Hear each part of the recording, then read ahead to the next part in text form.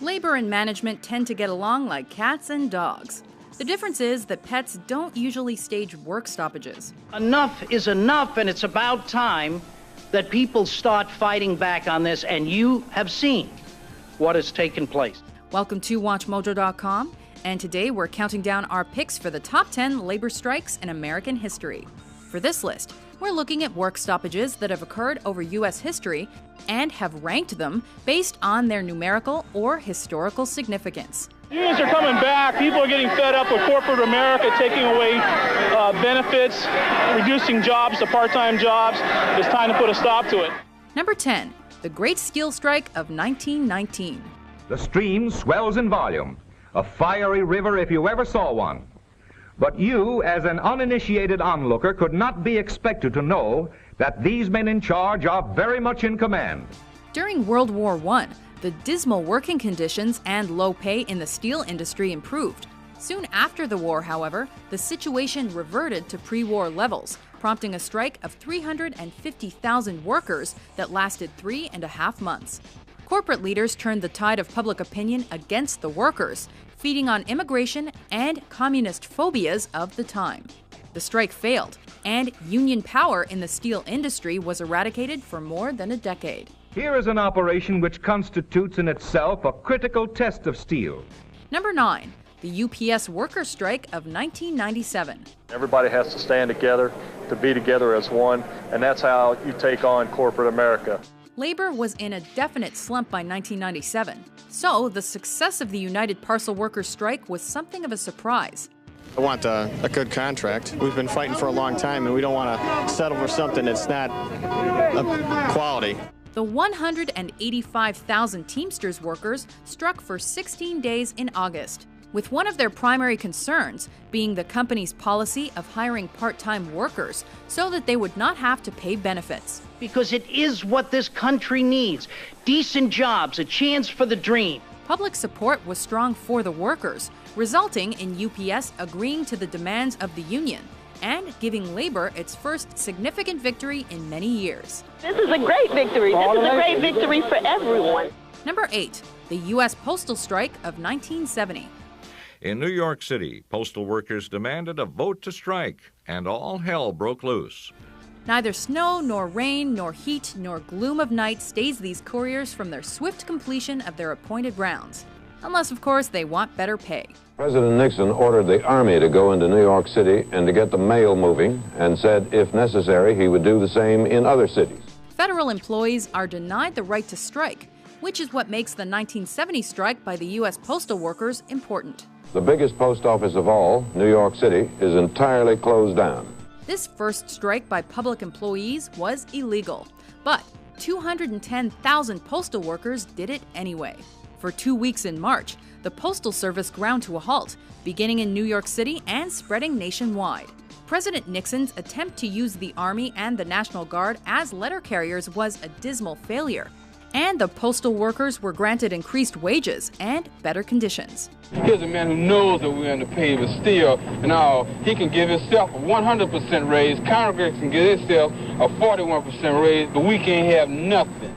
Number 7, the Air Traffic Controllers Strike of 1981. All of those opposed to returning to work and staying out for as long as it takes to get a fair and equitable contract signify by saying yes. A 1981 strike by these federal employees had a very different result. In August, 13,000 members of the Professional Air Traffic Controllers Organization went on strike for shorter hours and higher wages. President Reagan issued an ultimatum to PATCO: get back to work or get fired. They are in violation of the law, and if they do not report for work within 48 hours, they have forfeited their jobs and will be terminated. The strikers refused, so Reagan fired 11,345 workers in one fell swoop. An insensitivity shown by this administration will not get our people back to work. We are as firm in our convictions as we were when this started. Playing hardball, the government jailed many of the union leaders, and waged stiflingly high fines against the union for the illegal strike. The strike failed and was a crushing blow to the labor movement. We feel our cause is justified. We've all now been terminated, and even if we wanted to end it, it couldn't be ended. That is to say, we have no intentions of ending it, but if we wanted to, we couldn't. We're no longer employees. Number 6, the Homestead Strike of 1892. Although the steel industry in general was fiercely opposed to labor unions, magnate Andrew Carnegie accepted their value in the workplace. However, when workers at his Homestead Steelworks in Pennsylvania demanded increased wages, Carnegie sought to break the union.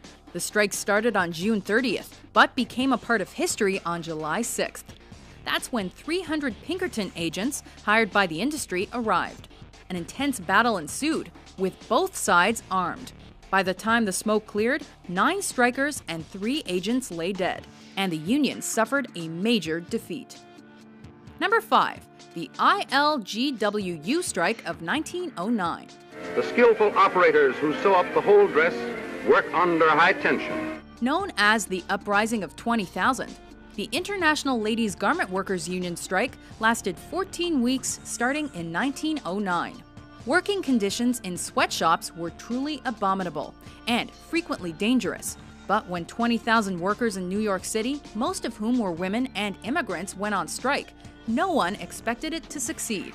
But with a motto of "we'd rather starve quick than starve slow," workers were finally able to win many of their demands, including a 52-hour work week. Saturday and Sunday off and fair wages were the result. Number 4, the Great Railroad Strike of 1922. An astounding 400,000 railroad shop workers went on strike on July 1st, 1922, prompted by management's plan to decrease pay by 7 cents an hour. That may not sound like much today, but in 1922, it represented a 12% cut in wages. Management responded to the strike by replacing most of the workers, and violence often broke out. 11 people were killed over the months the strike lasted. A federal judge eventually issued an injunction outlining strike activities, effectively ending the work stoppage on September 1st. Number 3, the Textile Workers' Strike of 1934. I was just surprised that anybody wanted to unionize down here. We thought, things were going along so great. Labor Day of 1934 marked the start of a major strike by 400,000 textile workers. Lasting 3 weeks, the strike was largely a response to the industry's increasing demands that fewer workers be used to produce more goods. You got somebody behind you pushing, wanting more and more and more to give you less and less. Coming in the midst of the Great Depression, both sides in the dispute felt tremendous pressure. Mill owners responded with strikebreakers, often armed, and the strike was ultimately a failure. Many strikers were killed and thousands lost their jobs. My grandmother told my mother that she would rather see her take my brother and me to the graveyard than to bring us to be brought up on the cotton mill village. Number 2, the bituminous coal strike of 1946. 68 million tons of coal production was the loss during the long layoff. American railroads, factories, and homes are desperately in need of plenty of these black diamonds. One of labor's longest strikes lasted from April 1st to December 7th, 1946. Seeking higher wages and better conditions, some 400,000 bituminous coal workers heeded the call for a strike. And they were hardly alone. By the end of 1946, well over 4 million Americans were involved in strike activity. The coal strike drew special attention from President Truman, who feared that it might stifle the post-war recovery period.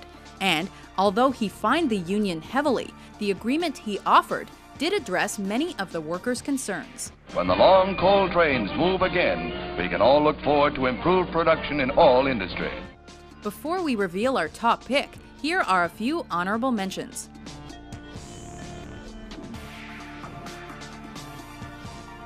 Here's Mike Needham heading in. Save Rick, the rebound. Score!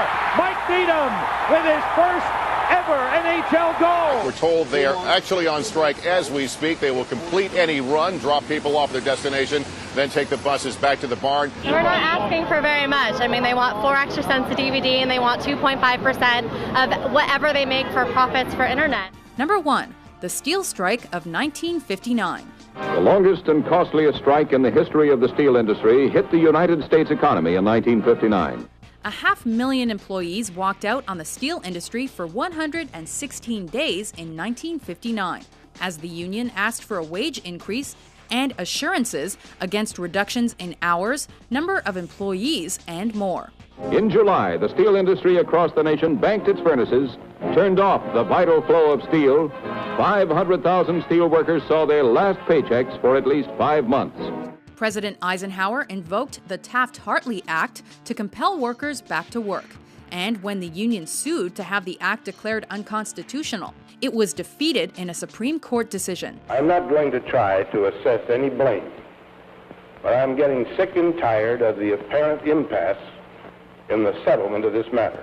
The United Steelworkers of America Union ultimately prevailed in obtaining a favorable contract. But the long-term effect of the 4-month strike opened the door to imported steel, leading to a substantial decline in the size of the U.S. steel industry. Many of the nation's auto plants closed down within a few months, their supply of steel used up.